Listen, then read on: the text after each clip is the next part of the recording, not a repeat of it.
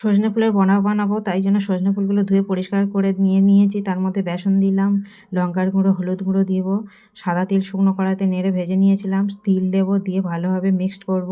সজনে ফুল যেহেতু ওর মধ্যে জল থাকে, ওই জন্য বুঝে শুনে জল দিতে হবে। জল প্রয়োজন না হলে দেবেন না। আমার একটু জল লেগেছিলো, তাই একটু জল সামান্য দিয়েছি। ভালোভাবে মিক্সড করে এবার বড়ার শেপ আকারে করে নেব আমি, যাতে তেলে দিতে সুবিধা হয়। কড়াইতে সাদা তেল দিয়ে দিলাম, দিয়ে ফুলের বড়াগুলো আমি ভেজে নেব। এক পিঠ হয়ে গেছে, উল্টে দেব, সাবধানে উল্টাতে হবে।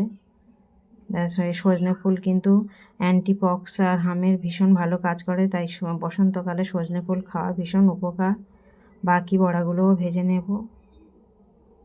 এক পিঠ হয়ে গেছে, সেম পদ্ধতিতে অন্য পিঠগুলো এইভাবে উল্টে ভেজে নিতে হবে। এবার বাচ্চারা যেহেতু খেয়েছে, ওই জন্য কাঁচা লঙ্কা কুচি দিইনি, বড়দের জন্য একটু কাঁচা লঙ্কা কুচি দিয়ে ভেজে নিলাম। ব্যাস, রেডি সজনে ফুলের বড়া।